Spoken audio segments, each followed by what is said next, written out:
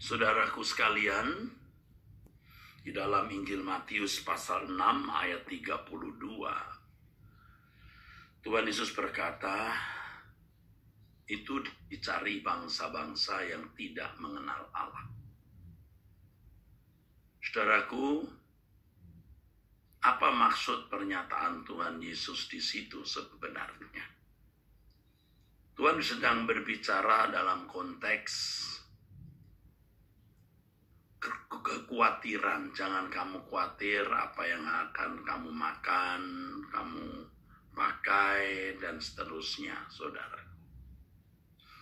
Semua itu dicari bangsa-bangsa yang tidak mengenal Allah. Akan tetapi Bapamu yang di surga tahu bahwa kamu memerlukan semuanya itu. Nah, pertanyaannya, apakah kita tidak ikut mencari makan, pakai itu? Oh, kita juga mencari, saudara. Kita juga mencari. Tetapi maksudnya adalah itu bukan menjadi tujuan hidup kita. Kita harus mencari, tapi bukan jadi tujuan hidup kita. Di ayat 26 dikatakan, pandanglah burung-burung di langit yang tidak menabur dan tidak menuai dan tidak mengumpulkan bekal dalam lumbung, namun diberi makan oleh Bapamu yang di surga. Bukankah kamu jauh melebihi burung-burung itu? Ada bagian yang burung-burung itu harus lakukan. Terbang, lalu mematuk atau mengambil makanan yang tersisa. Bagian manusia yang harus menanam gandum, bagian manusia yang harus bekerja untuk menumbuhkan, artinya menanam gandum dan lain-lain. Itu bukan bagian burung, burung tidak bisa menanam. Tetapi burung punya bagian, dia harus terbang. Demikian pula kita, ada bagian yang tidak bisa kita lakukan. Dan kita jangan berusaha melakukan karena kita tidak akan mampu. Tetapi ada bagian yang kita lakukan, yaitu kita bekerja, mencari nafkah. Ya, di luar itu biar bagiannya Tuhan, saudaraku.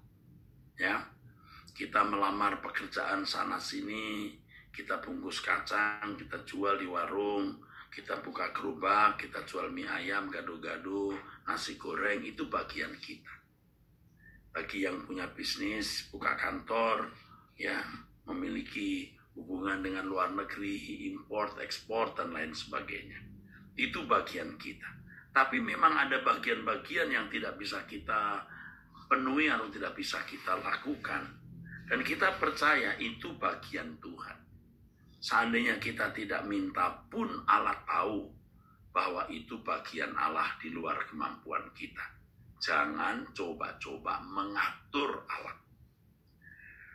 Nah, saudaraku sekalian, itu dicari bangsa-bangsa yang tidak mengenal Allah, artinya memang mereka menjadikan semua itu tujuan. Beda dengan kita. Di ayat 33 dikatakan, carilah dahulu kerajaan Allah dan kebenarannya, maka semuanya itu akan ditambahkan kepadamu. Nah, banyak orang Kristen yang salah melangkah. Kalau berdoa itu mau ngatur Tuhan. Tuhan tolonglah supaya usaha ini jadi begini, jadi begitu. Tuhan tolonglah rumah ini jangan sampai disita. Tuhan tolonglah begini begitu, saudaraku. Tuhan tolonglah supaya saya bisa diterima di perusahaan itu. Oh Tuhan, tolong gerakkan hati kepala bagian atau bagian personalia untuk bisa menerima aku, Tuhan. Jangan coba-coba mengatur Tuhan begitu. Nanti Anda malah terperosok salah. Kalau Tuhan berkata, oke, kalau kamu paksa, kamu diterima di perusahaan itu, oke, silakan. Di situ Anda bisa mengalami celaka. Celakanya misalnya, saudara tergoda untuk korupsi lalu masuk penjara. Di situ Anda akan terlibat dalam skandal perselingkuhan dan lain-lain, bisa. Di situ Anda akan ketemu orang jahat yang akan mencelakai saudara atau menciderai saudara. Tuhan tahu itu di luar kemampuan kita. Jangan sok ngatur, saudaraku. Penuhi bagianmu, Dan biar Allah memenuhi bagiannya, gitu saudara. Nah, yang menjadi tujuan kita, yang kita cari itu kerajaan surga. Kerajaan surga adalah maksudnya bagaimana kita menjadi anggota keluarga kerajaan surga. Karena kalau umat perjanjian baru itu standarnya bukan masyarakat, tetapi dimuliakan bersama Yesus, memerintah sebagai raja, atau kita akan menjadi hakim-hakim. Ya, kalau dalam kitab Wahyu menjadi raja-raja, memiliki tahta-tahta. Kemarin saya sudah mempersiapkan khotbah itu untuk pertemuan para pejabat GSKI, tapi tidak jadi saya khotbahkan. Wah, luar biasa. Saya mau bicara soal bagaimana mencapai prestasi di dalam kerajaan Allah. Nah, itu lain waktu saya bisa sampaikan nanti untuk umum atau dalam acara khusus. Saudaraku, jadi yang kita persoalkan adalah bagaimana menjadi anggota keluarga kerajaan surga. Itu yang kita gumuli. Itu yang kita cari. Jadi kalau kita sekarang bisnis, kita kerja, ya kita dagang, ibu-ibu membesarkan anak-anak dengan segala aktivitasnya, itu bukanlah tujuan, saudara. Tujuan kita adalah bagaimana menjadi anggota keluarga kerajaan surga yang baik. Bagaimana kita terus membenahi diri supaya waktu kita menghadap tahta pengadilan Allah, kita dijumpai berkenan. Itu tidak mudah, saudara. Itu berat, saudara. Itu paling sulit, saudaraku. Jangan dibalik. Jangan merasa mencari uang itu lebih sulit, mencari jodoh lebih sulit, membangun karir lebih sulit, membangun usaha atau meraih gelar itu lebih sulit. Tidak. Yang paling sulit itu bagaimana berkenan di hadapan Tuhan. Maka lagu yang tadi kita nyanyikan, satu yang ku perlu, ku mohon padamu. Yang lain tidak usah dimohon, juga Allah akan memenuhi bagiannya. Kita bekerja, kita buka lapak, kita jualan nasi goreng, mie ayam, atau jualan gado-gado, ketoprak, atau kita bisnis, jual beli, dagang, ya, ekspor impor, dan lain sebagainya. Atau kita melamar pekerjaan di instansi pemerintah atau swasta, itu bagian kita, kita kerja. Di luar bagian kita, di luar kemampuan kita, maksud saya, Allah akan memenuhinya. Seperti burung bagiannya hanya terbang, patok, mematuk makanan yang tersisa. Ia tidak bisa menabur, ia tidak bisa menanam, menyiangi tanaman, tidak bisa. Itu bagian manusia. Nah, kita punya bagian, saudaraku. Allah juga ada bagian yang tidak bisa kita lakukan. Jadi jangan ngatur-ngatur Tuhan. Tadi saya suruh Anda atau saya aja saudara berdoa masing-masing. Mungkin ada di antara saudara yang masih dalam konsep lama, selalu didoakan oleh Bapak Pendeta. Sudah saatnya tidak. Tapi sekali-kali nanti saya doakan juga, saudara. Namun demikian, sekarang saudara belajar dewasalah, ya, berdialog dengan Tuhan langsung.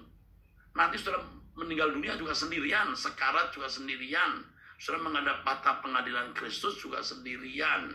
Maka belajar untuk mandiri. Nah, kembali kepada pokok masalah ini, saudara. Ya, ayo kita penuhi bagian kita, bekerja dengan rajin, giat, menjaga pola hidup, pola makan yang baik, itu bagian kita. Di luar ini Tuhan yang bertanggung jawab. Tapi jangan sampai ya kita malas, kita sembarangan dengan pola hidup, pola makan, lalu kita sakit. Nah itu Anda menuai yang Anda tabur, tentu tidak boleh. Lakukan sebaik-baiknya yang menjadi bagian kita. Dan Allah akan lakukan sebaik-baiknya dan sempurna apa yang menjadi bagiannya. Kemudian fokus kita harus langit baru, bumi baru. Fokus kita bagaimana menjadi anak-anak Allah yang berkenan di hadapan Tuhan. Satu yang ku perlu, ya. Saudaraku, kita naikkan pujian ini dan kita akan akhiri pertemuan kita. Jangan lupa, saudaraku, hari ini, ya saudaraku, hari Kamis ada Batak Bermazmur. Nanti jam 6 ya. Batak Bermazmur, saudara, saya mengundangnya. Satu yang ku perlu, ku mohon padamu, sempurna seperti Bapa, serupa dengan Yesus, teladanku. Betapa rinduku, betapa rinduku. Amin Tuhan. Berkenan padamu sampai di rumah Bapa, sampai di rumah Bapa, ku bertemu Tuhanku. Berkenan padamu sampai di rumah Bapa, sampai di rumah Bapa, ku bertemu Tuhanku. Berkenan padamu. Angkat tangan saudara semua. Bapa di surga, ku mohon berkat-Mu atas setiap kami. Kami mengangkat tangan, termasuk saya. Berkat pemeliharaan, perlindungan, penjagaan dari Allah Bapa, Elohim Yahweh, Allah Israel. Dalam nama Tuhan Yesus Kristus turun atas kami sekalian. Amin. Amin. Sampai jumpa, Tuhan memberkati di Batak Bermazmur dan doa pagi besok.